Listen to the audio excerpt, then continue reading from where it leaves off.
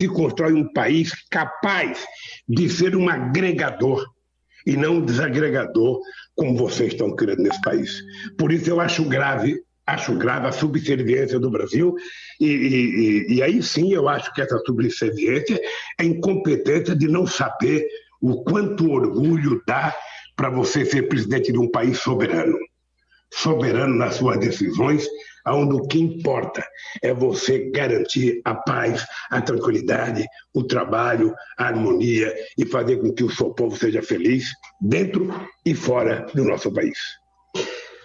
Por que o senhor, na sua avaliação, por que o Bolsonaro tem esse comportamento? Porque ele tentou nomear o filho dele lá. Seria só uma falta de entendimento, de inteligência, de conhecimento?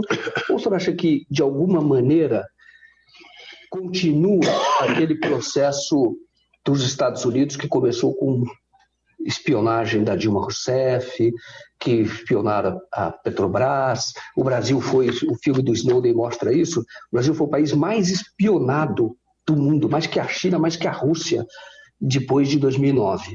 Então, entre 2009 e 2012. Seria, de alguma maneira, será que nós temos hoje agentes públicos que estão trabalhando muito mais para uma potência estrangeira do que para o Brasil? Qual a avaliação que o senhor faz? Eu não sou especialista em política externa. Eu aprendi um pouco com a habilidade de política externa do Itamaraty, aprendi muito com o companheiro Celso Amorim, com o nosso saudoso Marco Aurélio Garcia. Mas eu penso que os Estados Unidos estão vivendo um certo drama de recomposição geopolítica no mundo, na medida em que a China caminha a passos largos para se transformar na maior economia do mundo. A China está fazendo investimentos poderosos na África, a China está fazendo investimento na América Latina, e eu acho que os Estados Unidos resolveu por bem, sabe, de que a Rússia voltou a ter autoridade moral e política, e o Putin faz questão de ser respeitado, ou seja, sabe, tomem cuidado que nós estamos aqui e nós queremos ter soberania. Então, eu acho que por conta disso, os Estados Unidos resolveu se voltar um pouco para se reagrupar na América Latina. Fazer da América Latina uma espécie do quintal que a gente chamava há algumas décadas atrás.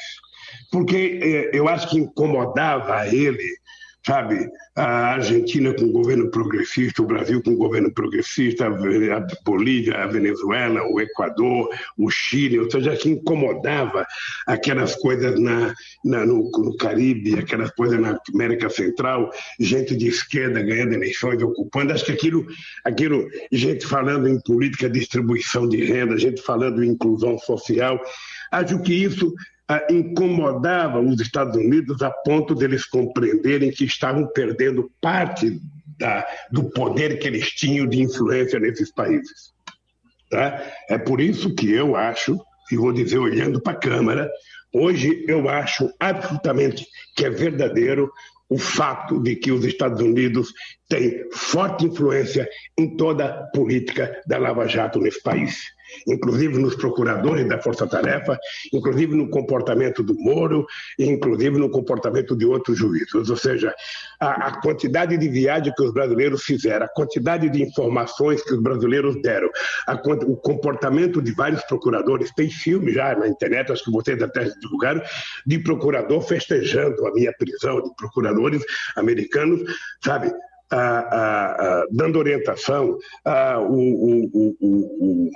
o container que foi roubado do Brasil em 2009 com informações da Petrobras, a tentativa de destruir moralmente a Petrobras, porque quando você acusa uma empresa de ser um manto de corrupto, ou seja, você enfraquece ela perante a sociedade, aí você começa a vender. Por isso que eles estão vendendo a Petrobras em fatias. Uhum. Então, eu acho que os americanos têm forte interesse. Veja, os acionistas minoritários entraram com uma ação com orientação brasileira, receberam informações, sabe, de gente aqui do Brasil, e o Brasil pagou 15 milhões para eles, e nada para os acionistas brasileiros, ou seja, e eles têm interesse agora em quebrar a lei da partilha, aprovar o fim da lei da partilha para que eles possam fatiar a Petrobras e vender a Petrobras. Para mim isso está claro. Por isso eles destruíram a indústria naval, por isso destruíram a perspectiva do fortalecimento de uma indústria de óleo e gás, por isso eles destruíram a Braskem, porque eles não querem que tenha uma empresa petroquímica no Brasil, porque a ideia era que o Brasil fosse o terceiro país do mundo com uma grande petroquímica. Eles destruíram isso. Então destruíram. Além da destruição que fizeram da nossa indústria de engenharia. E, na minha opinião, tudo isso tem o dedo dos americanos. Tudo isso tem o dedo dos americanos, do Departamento de Justiça dos Estados Unidos, e o que a gente vê é o governo subserviente, beijando a mão, sabe, do Trump por qualquer coisa que ele faça, quando o Brasil não precisa disso. A Petrobras não é uma empresa, sabe, de petróleo, a Petrobras é uma empresa de tecnologia. Porque a Petrobras ela gera muitos empregos, ela tinha muitos fornecedores, a Petrobras, como sempre, ela continua sendo a empresa da mais extraordinária tecnologia de prospecção de petróleo em águas profundas. Ninguém acreditava que fosse possível tirar o barril de petróleo de 7 mil metros de profundidade a quase que o mesmo preço do barril de petróleo tirado da Arábia Saudita. É quase o mesmo preço. Nós daqui chegamos a $5,50 com o barril de petróleo em terra, e eles lá estão 5, 4 e pouco, ou seja, numa demonstração de que o petróleo era efetivamente o passaporte do futuro desse país. Era por isso que a gente tinha criado o fundo, era por isso que a gente tinha colocado 75% do royalties para a educação, ciência e tecnologia, e é por isso que nós aprovamos a lei da partilha. E eles não quiseram. O modelo que nós criamos era o modelo da Noruega. E eles não querem, eles querem que as empresas multinacionais sejam donas do nosso petróleo.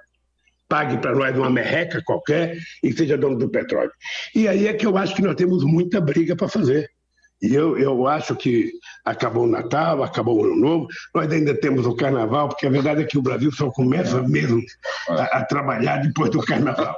O Brasil, trabalhar, os trabalhadores já estão trabalhando, mas a funcionar politicamente é depois do Carnaval. E eu acho que nós vamos ter muitas brigas no país para não perder a soberania brasileira. Um país soberano não é aquele país que toma conta da sua fronteira só, tem que tomar conta da qualidade de vida do povo, da comida do povo, da água que o povo bebe, das nossas florestas, cuidar da questão ambiental, que é uma coisa quase que sagrada hoje para a preservação da qualidade de vida no planeta Terra.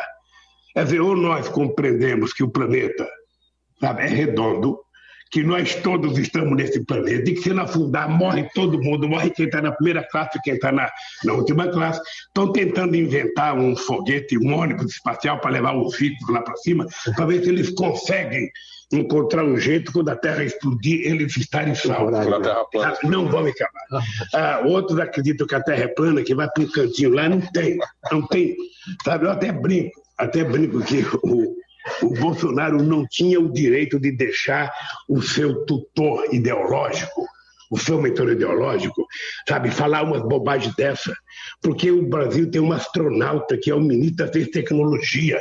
Ele deveria dar uma aula para o Olavo de Carvalho e mostrar que ele esteve lá, mostrar fotos, mas eu estive lá, é redondo, lá é redonda, pelo amor de Deus, não vamos brincar com a inteligência. Mandar o astronauta para o espaço. Mas ele não faz. Vou mandar ele.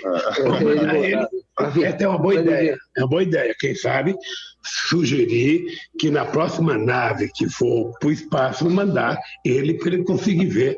Sabe? Ele acha que a Terra é um campo de futebol gigante. Sabe? Não tem lógica. Então, eu acho que o Bolsonaro, ele é isso, ele sempre foi isso. Ele foi isso a vida política dele inteira. Ele foi isso como tenente do Exército. O senhor encontrava com o Bolsonaro ali? Eu acho que vocês até deveriam pesquisar. Eu acho que ele nunca fez um discurso contra mim. Vocês poderiam pesquisar. Ele não fez discurso. Não fez, sabe por quê? Porque ele sabe que no período do meu governo, os militares recuperaram parte da decência que tinham perdido nos outros governos. Tá? Vocês podem procurar os generais, sabe, general de verdade, e perguntar o que aconteceu no meu governo com as Forças Armadas, no Exército, na Aeronáutica e na Marinha. Nós recuperamos, Eu não sei. Dizem que parte dessa gente que está no poder aí era pessoal ligado ao Frota que não aceitou, por exemplo, a punição do gás ao Silvio Frota. Ao Silvio Frota. Dizem que eu não conheço. Mas, de qualquer forma, eu acho que o alto comando das Forças Armadas se mantém numa certa equidistância dessa loucura toda, o que é saudável. Porque eu já cansei de dizer, ninguém deveria ser general, sabe, se não fosse nacionalista. O cara tem que declarar, sabe, não é dizer que ama a sua pátria e depois vender parte da sua pátria para os Estados Unidos ou para outro país. Ou depois vender uma empresa, que eu já afirmei, não é uma empresa de petróleo, é uma empresa de desenvolvimento, é uma empresa de ciência e tecnologia, que é a Petrobras a troco de banana. Sabe, então... É preciso que a gente tenha nas Forças Armadas. Eu lembro de uma conversa que o pessoal do exterior tinha comigo, um orgulho que eles tinham, sabe, de dizer que as Forças Armadas brasileiras, diferentemente das Forças Armadas do Chile, diferentemente das Forças Armadas da Argentina, não tinham destruído o parque industrial brasileiro, que eles ajudaram a construir, inclusive, indústrias fortes, né? O etanol é resultado dessa política, sabe, de grandeza do Brasil. Mas, lamentavelmente, sabe, nós estamos agora com uns ex-militares, sabe, na assessoria do Bolsonaro, que, sinceramente, se eu conhecesse a cabeça política deles, eu não os teria promovido a general, sabe? Sinceramente, eu não sei se fui eu, se foi a Dilma que promoveu alguns, mas é lamentável, porque eu não quero que goste do PT, eu não quero que goste do Lula, eu não quero que goste do Haddad, eu não quero que goste da Dilma. Ninguém precisa gostar, não estamos propondo casamento a ninguém. O que eu quero é que gostem do Brasil. O que eu quero é que respeitem o Brasil. O que eu quero é que vocês saibam que esse país só será uma grande nação quando as pessoas estiverem tomando café, almoçando e jantando, quando as pessoas puderem comer um bife na hora do almoço, ou um peixe, ou se não come carne, comer outra coisa qualquer, mas as pessoas possam sobreviver, que as pessoas pobres tenham direito à universidade. É isso que é soberania, é isso que é cidadania, e é isso que eu acho que o povo brasileiro que pensa tem que defender. Eu recebi uma informação agora há pouco de um companheiro que eu cheguei aqui. Sabe? As palafitas, sabe, lá de Brasília. De Brasília Teimosa, que nós acabamos, não sei se você lembra, em janeiro de 2003, eu lotei um avião com todos os ministros e fui visitar os lugares mais pobres, sabe, do Brasil. Que eu queria que os ministros conhecessem para quem que a gente iria governar. Tá? E eu fui, um dos lugares foi Brasília Teimosa. E nós chegamos lá, eu fui num quarto que tinha 2,5 por 2,5 no máximo. Ali estava o fogão, ali estava a cama, ali estava o buraco para as pessoas fazerem suas necessidades fisiológicas que caía embaixo. E ali estavam os caranguejos para comer. Sabe? Todo mundo ficou chocado. Nós resolvemos acabar com aquilo. Eu tinha uma obsessão para acabar com as palafitas em todo o Brasil. Não conseguimos porque não é fácil. Mas em Pernambuco nós conseguimos, todo mundo foi levado para um hotel, foi pago aluguel para aquelas pessoas, foi reformado, foi feito a urbanização. Eu já visitei 2 vezes lá. Agora me disseram que está voltando as palafitas em Brasília Teimosa. Voltou a palafita. É uma vergonha nacional. É uma vergonha nacional. Sabe, ela voltar depois da ONU reconhecer que no Brasil a gente tinha acabado com a miséria, depois de um programa, sabe, como o Minha Casa Minha Vida, que privilegiava a construção de casa para as pessoas que não podem pagar. Porque tem gente que pode pagar uma prestação de R$400, de R$500, de R$600, de R$800, de 250. Mas tem gente que se pagar uma prestação de 250 não sobra o que comer. E essas pessoas, pela Constituição, está garantido o direito à moradia. Então, nós temos que construir. Por isso é que nós criamos uma política de subsídio para garantir que as pessoas que ganhavam até um salário mínimo tivessem direito a ter sua casinha, por mais humilde que fosse, mas ter um telhado, ter um aconchegozinho para dormir tranquilo. E eles estão acabando com tudo isso, acabando com a maior disfarçatez, inclusive gastando as nossas reservas. Porque tudo que interessa é entregar tudo ao sistema financeiro.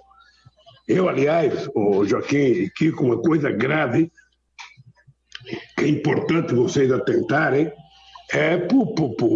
para a equipe econômica. E o Guedes, o que ele está fazendo? Quer dizer, o Guedes, ele nunca utiliza a palavra desenvolvimento.